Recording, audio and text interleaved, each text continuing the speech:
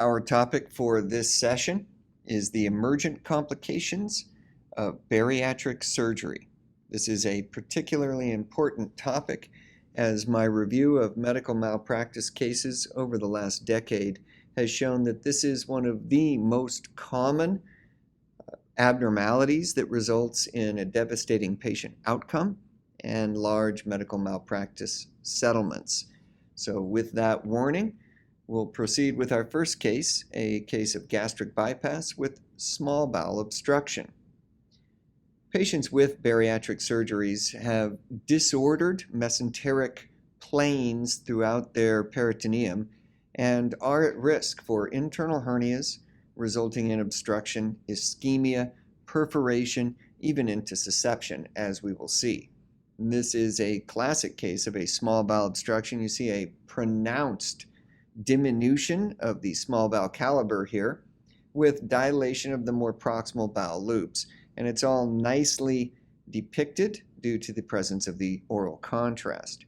The oral contrast is also helpful in demonstrating intermittent or subtotal obstruction related to that earlier lesion we looked at, as there are non-dilated loops of small bowel more distally with oral contrast within them. So another nice potential use of oral contrast. And here you see that marked reduction in small bowel caliber, clearly denoting a small bowel obstruction. And here the more distal oral contrast, suggesting that obstruction is subtotal, relatively new, or intermittent. Our next case is a gastric bypass with intussusception. Small bowel anastomoses can result in dilation of the bowel in the region of the anastomosis, and that in turn can put gastric bypass patients at risk for intussusception. So you see the dilated small bowel loops there, and then the intussusception with mesenteric fat and an additional small bowel loop folded in there. Again, the dilated loops and the intussusception. So that is a gastric bypass with intussusception. Our next case is a straightforward staple line dehiscence. The evaluation of the staple line is one of many reasons why oral contrast should be used in all of these patients. It clearly shows here the extent of the oral contrast in the gastric lumen itself, which by virtue of this staple line should be excluded. So seeing any oral contrast within that excluded gastric lumen is a definitive diagnostic sign of staple line dehiscence.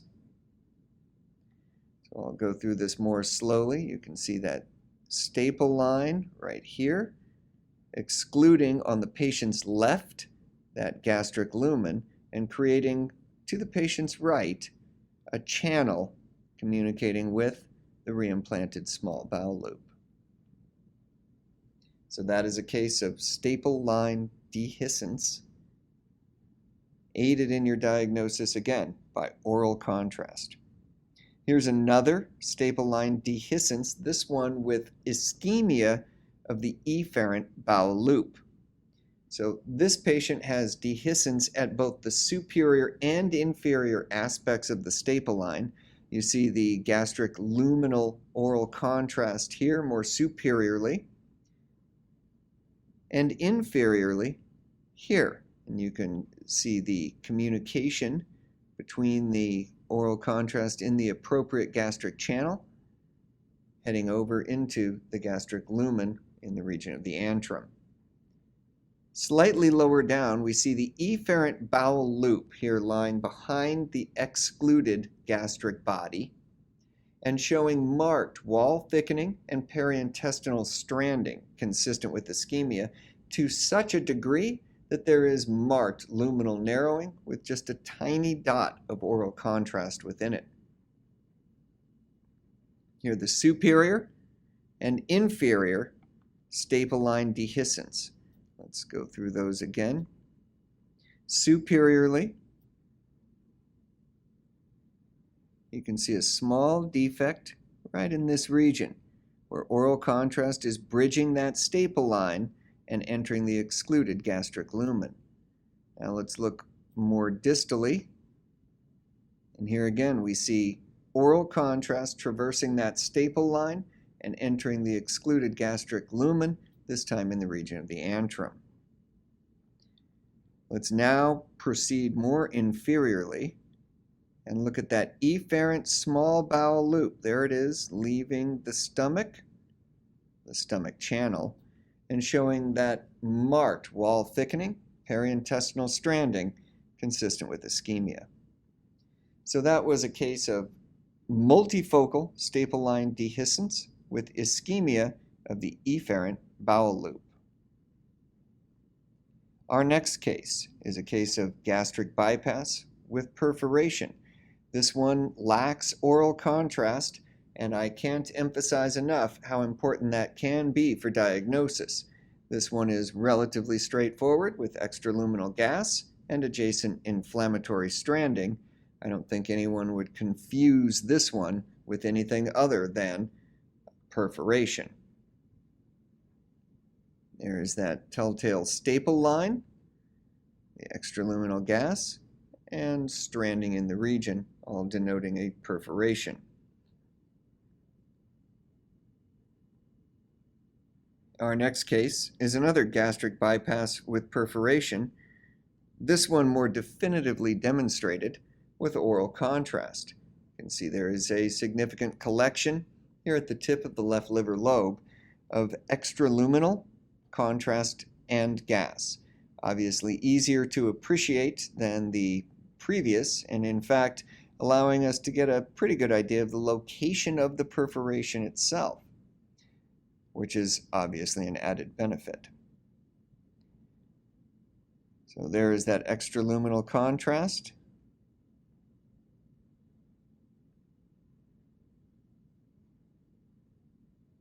Denoting a perforation.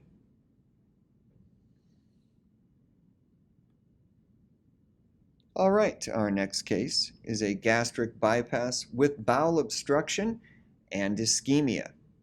So again, this is a risk of gastric bypass surgery as the normal peritoneal and mesenteric planes are disrupted, putting patients at risk for internal hernias of all types.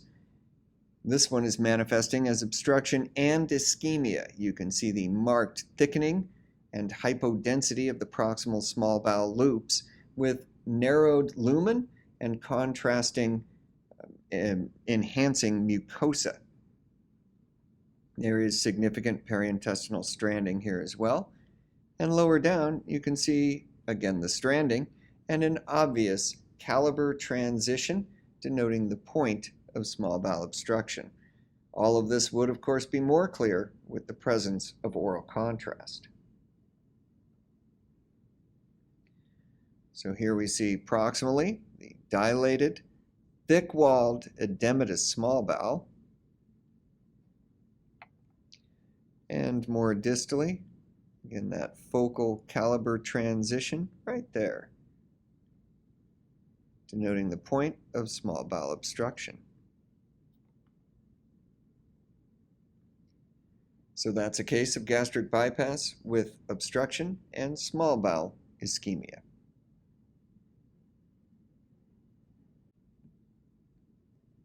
Our next case is a gastric bypass with ischemia and perforation.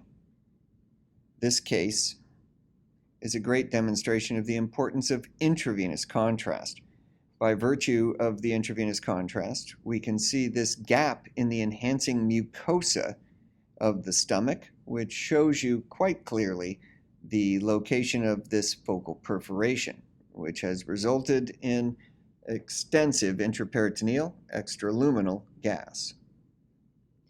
In addition, the intravenous contrast helps us see this diminutive and occluded superior mesenteric artery, probably the initial source of the ischemia that led to a perforation.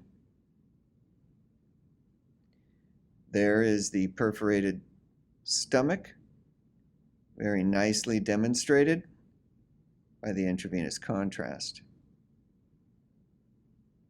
And here, that diminutive SMA, let's run that again, you can actually see the proximal portion is occluded, and you have what is probably retrograde enhancement of the more distal vessel. Right there. So let's go back up and look at that in detail. You can see it enhancing there, anterior to the duodenum, but on just the next few cuts upwards,